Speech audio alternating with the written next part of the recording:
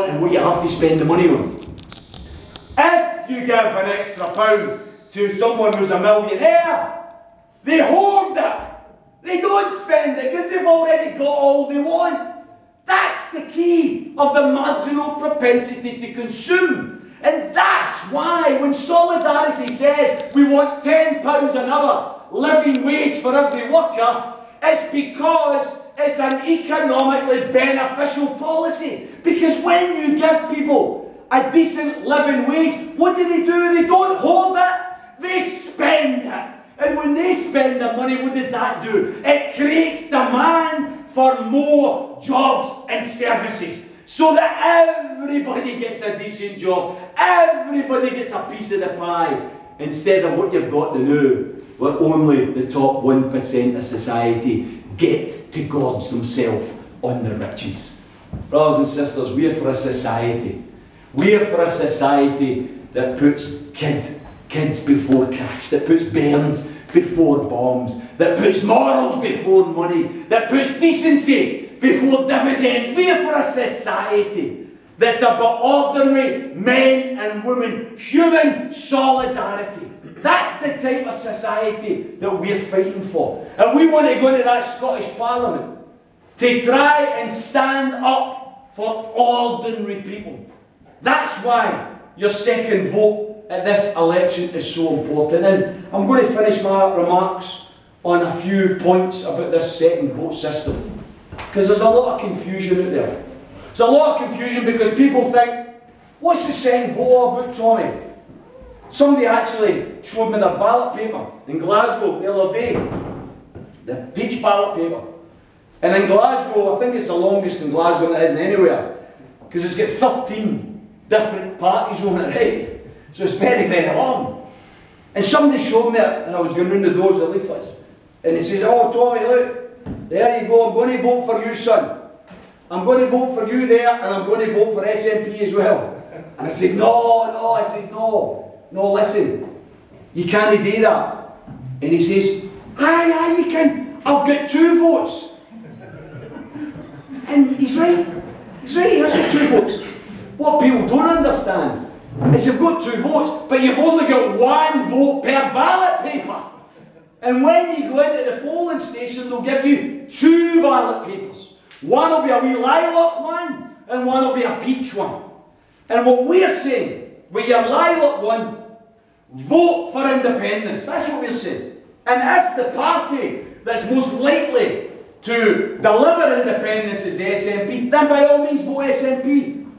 I've got to say, I've said in a number of platforms up to now that I'm going to use my first vote for Humza Yousaf in Glasgow Pollock constituency where I live. I'm going to vote SNP.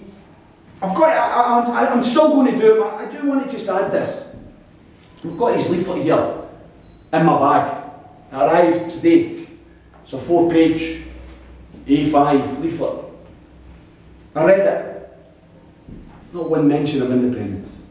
Not one sentence about independence. A 4-page. And that worries me. That does worry me.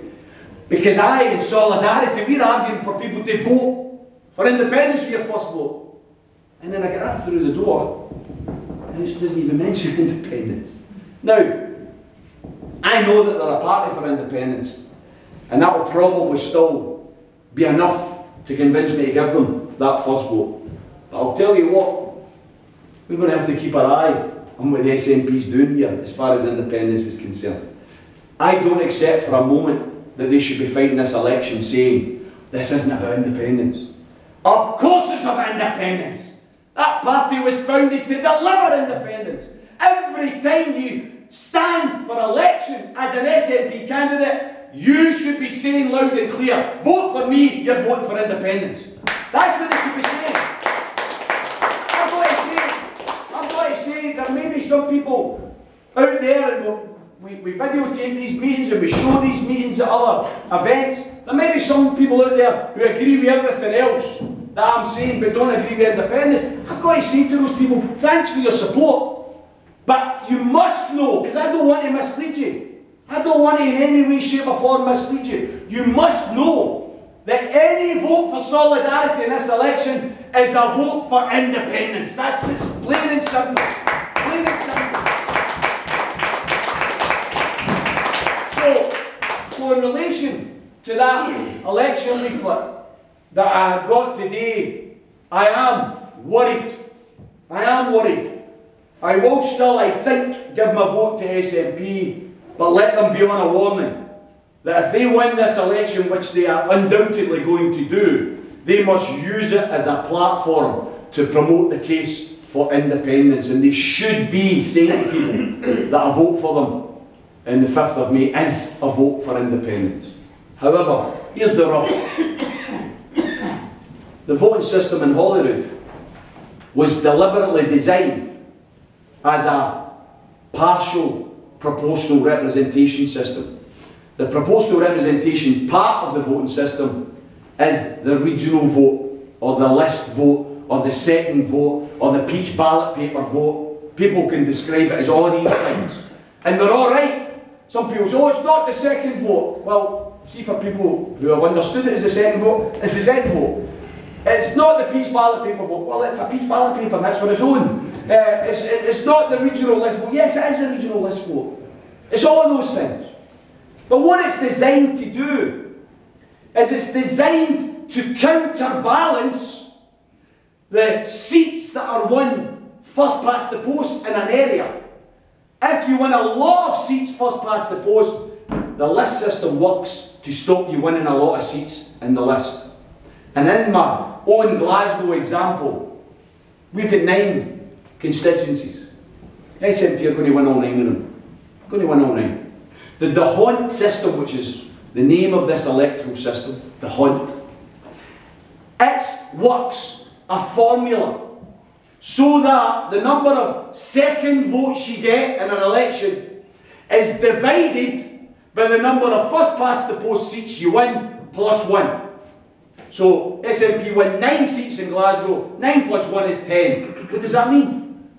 It means that all of the votes, all of the second votes for SNP in Glasgow will be divided by 10. That's the only ones that will count. So in very, very simple terms, SNP got around 81,000 votes in Glasgow in 2011, second votes.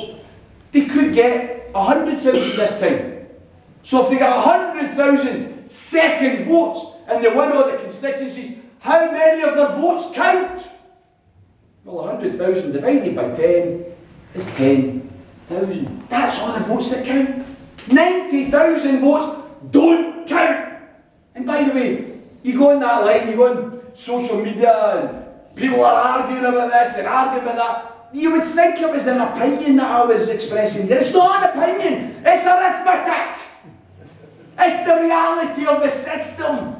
Anybody who knows this system must know that what I'm saying isn't about my opinion or somebody else in Solidarity's opinion. It's the fact of the electoral system.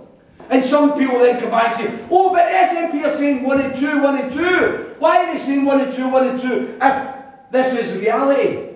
Oh, come on, let's be adult here. You need to be 16 to vote, right? Let's be adult. What do you want the SNP to say?